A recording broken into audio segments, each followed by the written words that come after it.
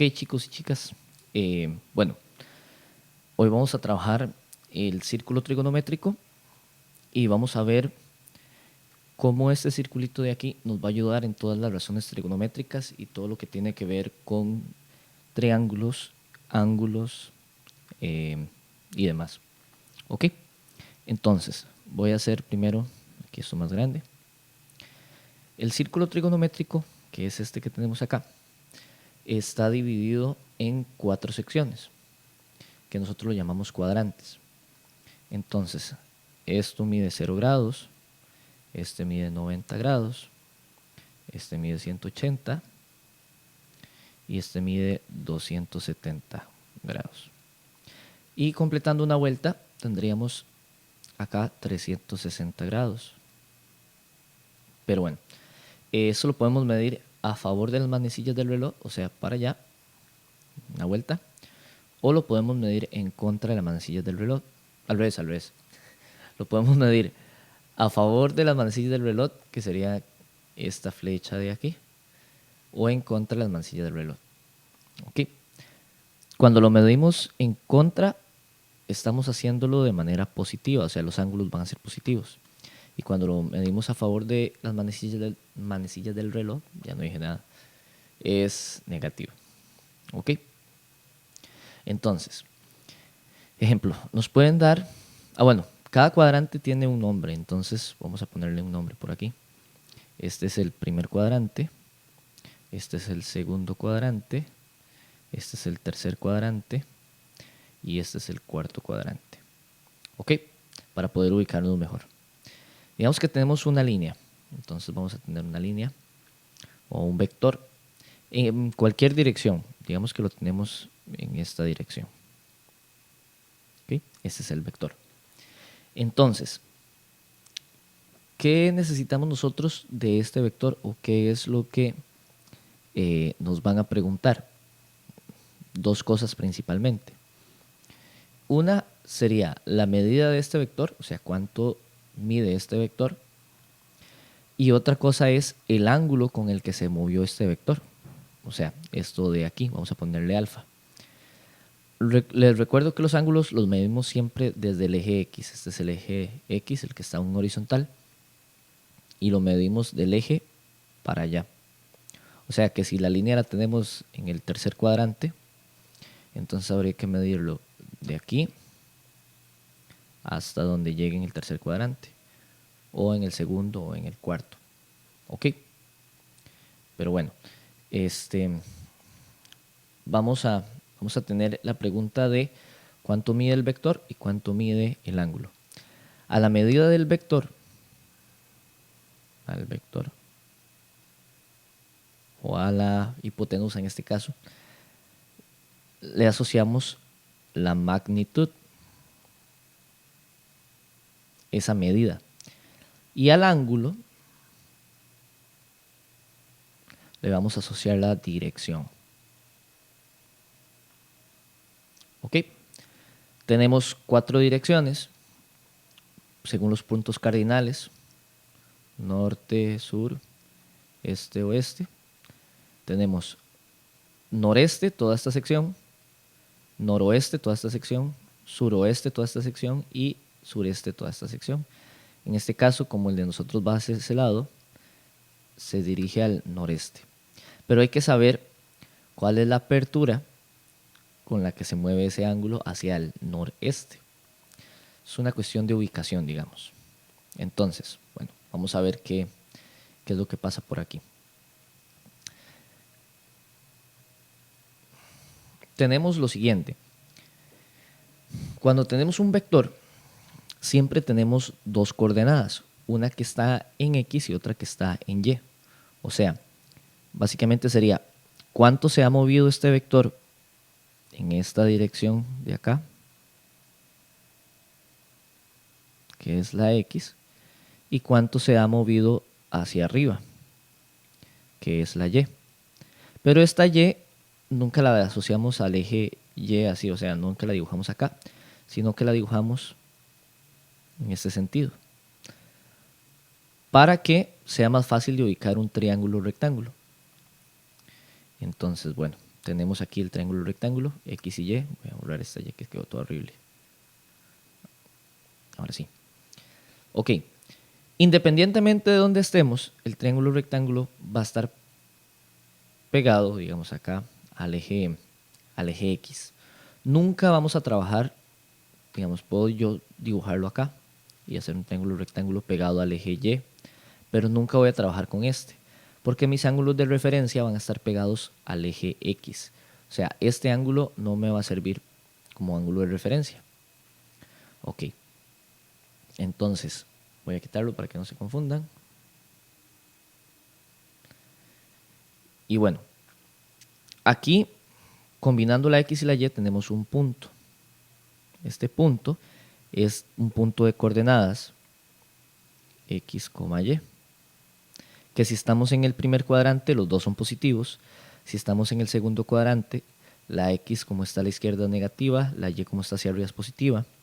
En el tercer cuadrante, los dos son negativos. Y en el cuarto cuadrante, la X es positiva y la Y es negativa. ¿Ok? Esto lo tenemos que saber o tomar en cuenta para cuando calculemos funciones trigonométricas. Y bueno, lo primero que podríamos calcular es la magnitud, o sea, cuánto vale el lado del triángulo que no tenemos, que no conocemos. Pero nos tienen que dar cuántos son los puntos. Ejemplo, si nos dan un punto como 7,5, eso quiere decir que nos estamos moviendo 7 en X, 5 en Y. Estamos en el primer cuadrante. Como estamos en el primer cuadrante, tenemos este tipo de dibujo. Y entonces tenemos 7 en X, 5 en Y. Siempre vamos a asociar la X al horizontal y la Y al vertical. Necesitamos esto que es la hipotenusa, pero ustedes saben que siempre que decimos hipotenusa y triángulo rectángulo, solo hay una cosa que hacer y es Pitágoras. Entonces, ¿cómo calculamos eso? 7 a la 2, 5 a la 2, se suman y se calculan con Pitágoras. ¿Ok? Al final, esto, y lo calculan como puedan, a mano, en la calculadora o como sea, y les está dando raíz de 74, que es 8.6. Entonces, vamos a colocar aquí 8,6. Esta es la medida del vector. O sea, esto de acá, que tiene un signo de pregunta, es 8,6. Bueno, seguimos.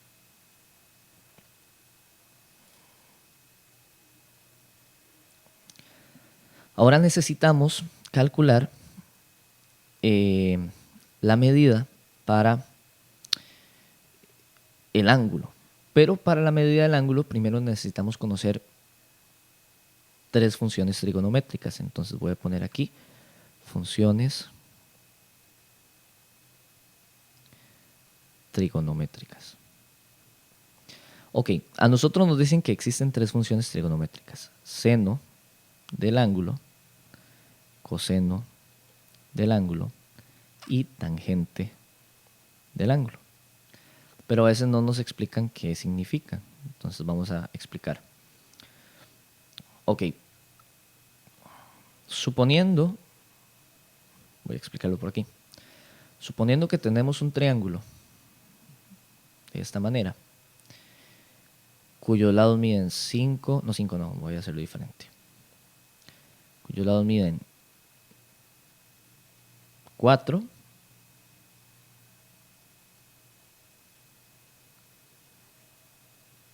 6 y 12. Mi pregunta es, si nos fijamos en el 6 y en el 12, ¿qué tan parecido es un 6 a un 12? Cuando digo qué tan parecido es la proporción que existe en ellos.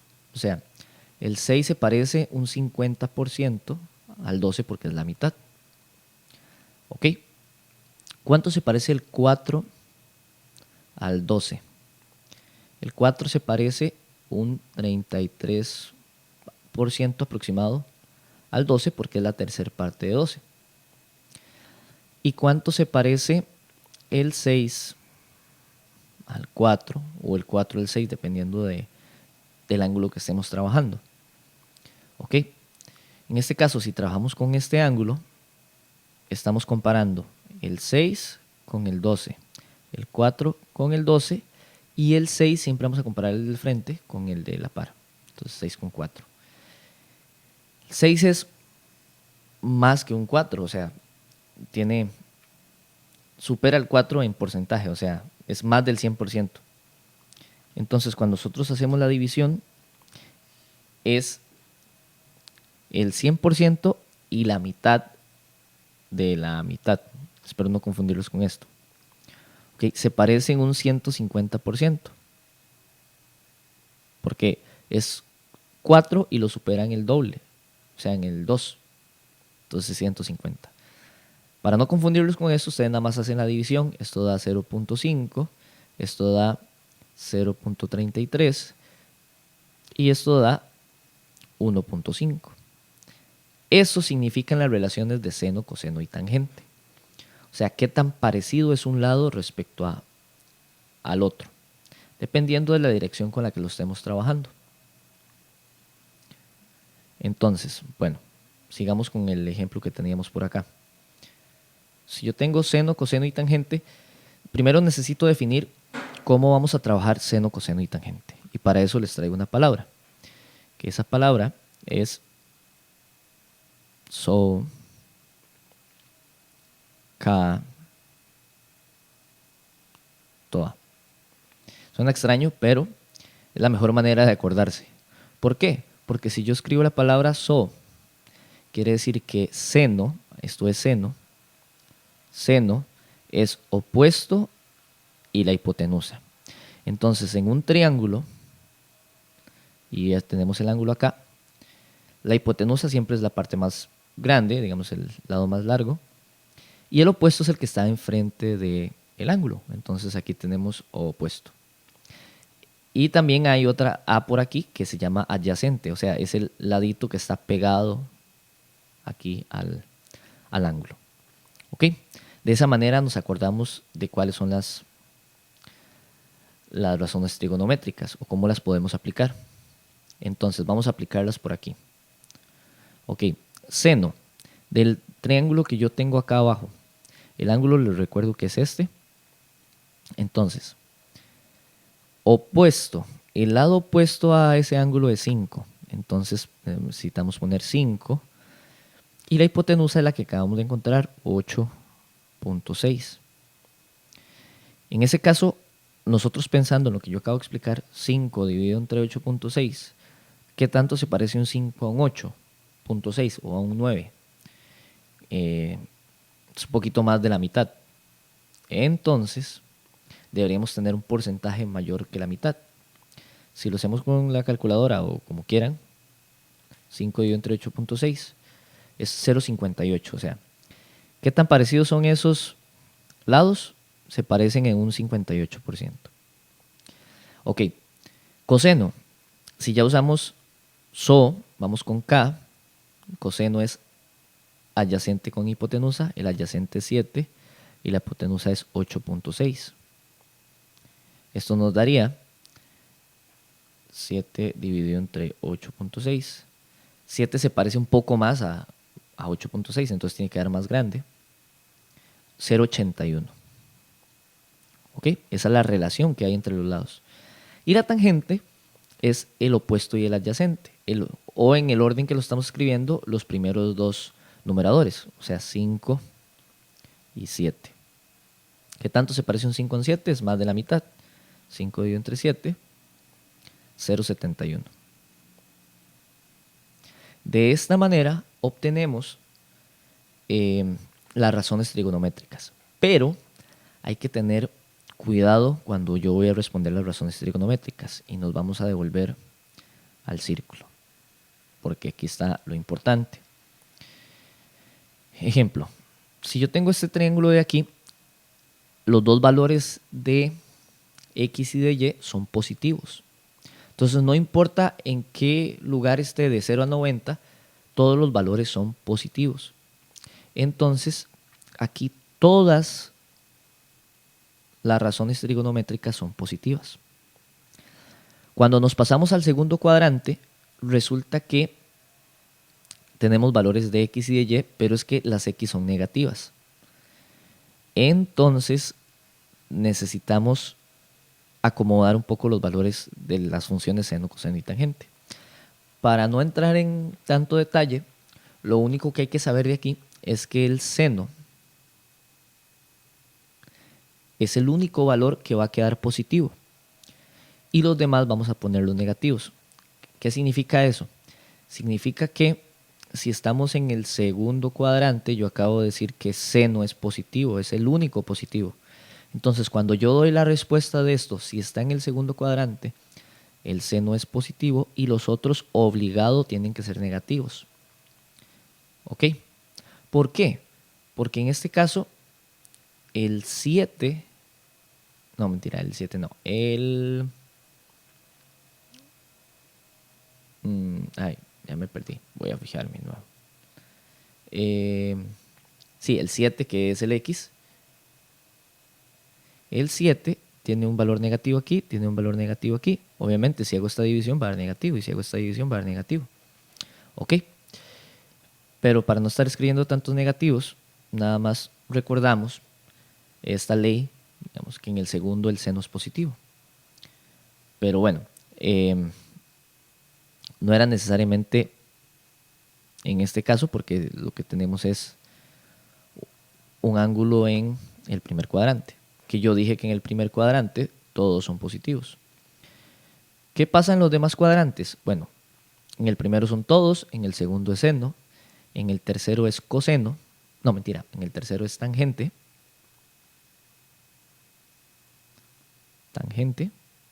y en el último, en el cuarto es coseno. Una manera fácil de recordarse es otra palabrilla que, esas palabras que estoy usando para recordar cosas, que lo voy a escribir por aquí. Y entonces una frase dice, todos sentimos tantas cositas. Suena extraño, pero bueno, la manera en que podremos acordarnos. Porque si estamos en el primer cuadrante, o sea, la primera palabra es todos. O sea, que todas las funciones trigonométricas son positivas. Sentimos es la segunda palabra. Entonces, quiere decir que en el segundo cuadrante solo el seno es positivo. Tantas es la tercera palabra. Entonces, en el tercer cuadrante solo tan. Y cositas es la última palabra. O sea que en el último cuadrante, en el cuarto cuadrante, solo el coseno es positivo. Entonces, voy con un ejemplo. ¿Qué pasa si yo tengo seno de un ángulo, coseno de un ángulo y tangente de un ángulo? Ok. Y nos dicen, es un ejemplo nada más, 0.23, este es 0,49 y este es 1.3. Les recuerdo, estos dos nunca pueden ser más grandes que 1. El único que puede ser más grande que 1 es la tangente. Y nos dicen, este ángulo o lo que nosotros estamos buscando está en el tercer cuadrante. Está en el tercer cuadrante. ¿Ok? Si dejamos estas respuestas así como están, está malo. Bueno, no está tan malo, pero no está correcto. ¿Por qué? Porque en el tercer cuadrante, si ya nos acordamos de todos sentimos tantas cositas, todos sentimos tantas, es la tercera. Tan, quiere decir que tan es positivo, o sea, este valor es positivo, por lo cual los otros son negativos. Y entonces tenemos que tener cuidado a la hora de estar resolviendo las funciones trigonométricas en diferentes cuadrantes. En resumen, para terminar esta parte de aquí, el círculo trigonométrico se divide en 4 partes. Yo puedo tener un vector, que es una línea o una hipotenusa, en cualquiera de las direcciones. Lo que nos van a consultar sería cuánto mide el vector y cuánto mide el ángulo. Puede estar, si está en el primer cuadrante, los dos valores del punto son positivos y así sucesivamente con los otros 4. Entonces, ¿qué es lo que hacemos primero? Bueno, tenemos que tener el punto acá. Cuando ya ubicamos el punto, tenemos que dibujar el triángulo correctamente y sacar la hipotenusa, porque es el número que nos hace falta. Luego venimos a sacar las razones trigonométricas. Yo les dije una palabra ahí que pueden utilizar para sacar el seno, el coseno y la tangente. El seno es opuesto sobre hipotenusa, el coseno es adyacente sobre hipotenusa, la tangente es opuesto sobre adyacente. Tenemos estos valores de aquí. Hay que tener cuidado en qué lugar estamos trabajando. Como estamos trabajando en el primer cuadrante, tenemos que todas las razones son positivas, entonces las dejamos ahí como están. Ok, hasta ahí hemos resuelto lo que es la magnitud del vector y lo que es las razones trigonométricas. Pero nos hace falta algo más. Nos hace falta el ángulo, que es una de las cosas importantes. El ángulo. Entonces, ¿cómo calculamos el ángulo? Bueno, pues tenemos 3 razones trigonométricas. Podemos escoger cualquiera de las 3. Por lo general, la mayoría de personas usa tangente porque 5 y 7 son los números que nos dieron en el ejercicio, 5 y 7. O sea, no podríamos, si nos equivocamos en la hipotenusa, no nos vamos a equivocar si usamos tangente porque es 5 y 7. Entonces, como recomendación podrían usar tangente, pero pueden usar cualquier otro, no importa. Entonces, vamos a escribir tangente del ángulo y lo que nos dio la tangente, en este caso 0,71. Como tenemos que despejar el alfa acá, lo que vamos a hacer es como trampa, vamos a intercambiar de lugar el alfa con el 0,71. Entonces yo voy a intercambiar el alfa con el 0,71. Pero si hacemos esto está malo, porque no es necesariamente solamente hacer eso. Lo que estamos haciendo es haciendo la inversa de la función, estamos aplicando lo contrario. Por eso tenemos que agregar un -1 aquí, que significa la función inversa. Entonces nada más, cuando tengan seno, coseno, tangente, cualquiera de los que escojan, tomamos la función y vamos a intercambiar el valor que no conocemos con el que sí conocemos, pero agregando la función inversa. En la calculadora, o como lo puedan calcular, ahí existe, si le dan shift y tangente, les va a aparecer la función inversa, que es 0,71. Y nos da un ángulo de 35,3 grados. Ok, esta es la medida del ángulo que nos están solicitando. Si nos vamos al dibujo, acá, la medida de este ángulo es 35,3.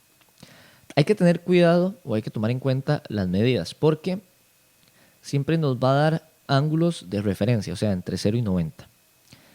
¿Qué pasa si yo hubiese tenido una línea aquí y el ángulo me da 35? O sea, el ángulo que me está dando es este, 35.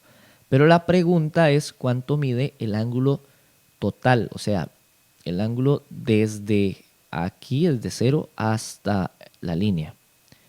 Entonces, para poder hacer esto, tendríamos que ir hasta 180, que está 180, y restarle los 35. Si tenemos una línea acá, entonces tendríamos que viajar desde 0 hasta la línea, que sería realmente 180, y sumar el número que nos dé este espacio de aquí, 180 más ese espacio.